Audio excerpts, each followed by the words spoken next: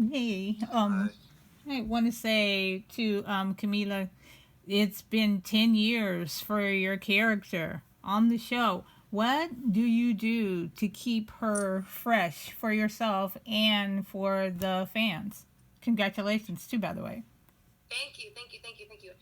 I think it's not really just me. I always speak about this, and it's such a strange thing, but it's such a collaborative effort. I mean, I would not be Gaby had it not be what was written for me.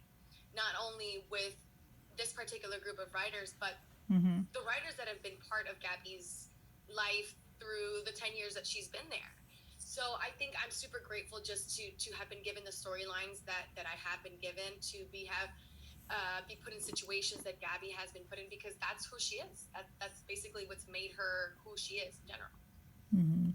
Then, what I was going to ask the three of you guys, it's been 14,000 episodes. I can't even imagine being in one particular place for so long or something being on the air for so long.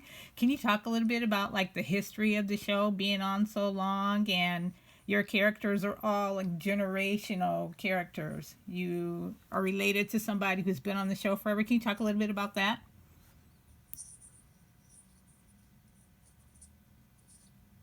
Well, I can jump in and tell you that I don't have a family foundation there as Ben. Ben doesn't have that, but he's worked his way into, you know, adapting family that have become friends that have become family, Right. his community, and that's on Ben's side of things. But speaking for myself, I mean, Days of Our Lives is this, it's a slice of American pie, that's been shared with families all over the world, and it's still going after all these years. It's incredible, man. It's a testament to the commitment that everybody involved in this long lasting project have given, and a lot of hard work, and Ken Corday and his family and everybody involved in keeping it going for all these years. I think we've found ourselves a part of a lot of people's families, and it's nice to be welcomed with all that. Yeah, I second that. It's something to be proud of. To be a part of a show that has been on for 14,000 episodes. I can only imagine what it means to someone like Susan and Bill Hayes and Deidre, Mm-hmm. and people like that who have been on the show for as many years and as many episodes that they have. It's got to hold so much more weight than it does with us. Of course, for us, it means a lot, but I can only imagine what it means, for the people that have been there for as many years as they have, and put in you know blood, sweat, and tears, and memorize the amount of words and pages that they've memorized. There's a lot that goes into it behind the scenes. So it's like I said, it's great to be a part of that. Mm-hmm. Yeah. And And to add to what Lamon is saying, growing up, my dream was to be able to act every single day. And, we're in an industry where you have a job, and even in the middle of it, you know that it has an expiration date, and you don't know when mm, that next job is gonna be, and you never know when you're gonna be able to feel that fulfilling feeling that you feel on set. It's the unknown, but to have a project and to have a part of history that has been able to allow people to not only act but crew to do what they love for so long, to be able to feel that freedom of you're doing what you want to do, and it doesn't have an expiration date. It goes on. It's gone on for 55 years. That to me was something I never thought as a child, like, oh my god, that could be a career like that. So Spanish soap operas are 6 months long. That's right. how long they last. So that's what I thought an English soap opera was. Wow. And yeah, and so that to me, you see, especially now with COVID, you see how important things like that are, because you have a job. Not only is it a job that's there all the time, but it's a job that you love. You get to act, you get to do what you love every single day. You get to go out on stage. For me, it's a stage, and you get to perform. you know. And sometimes it may not be the storyline that you may want to do, but I don't care. At least I'm freaking acting every day. I see people Exactly. that are out there auditioning every day that wish that they would be able to do that. Exactly. I don't care. Right. And then thinking nostalgic reasons.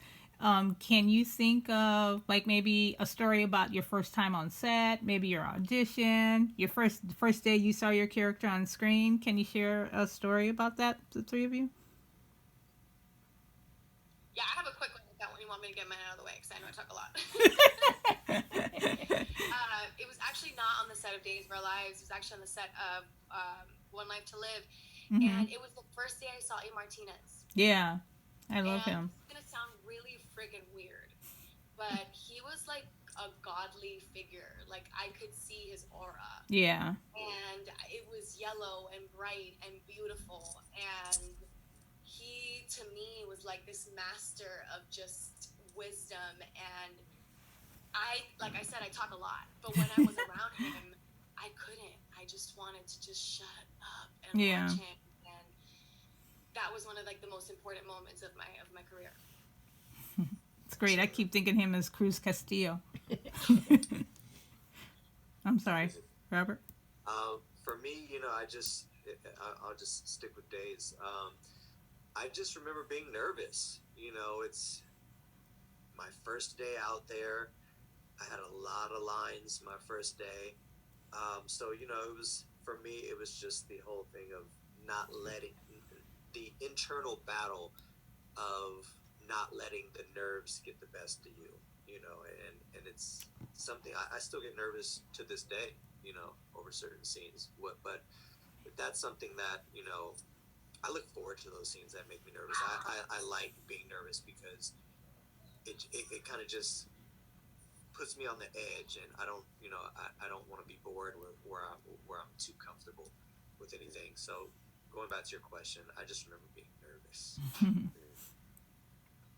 For me, I mean, when I first started in this genre, I had the luxury of starting a soap that was going to an online platform when they brought back All My Children and One Life to Live. And at that point, I had never been a series regular, or, you know, at that point, a workload like we get in soaps. And, you know, we flew out east and we did it. And bless you. And we got, you know, I had these amazing people around me, and I was so nervous. I'll never forget. And it was people like Jill Larson.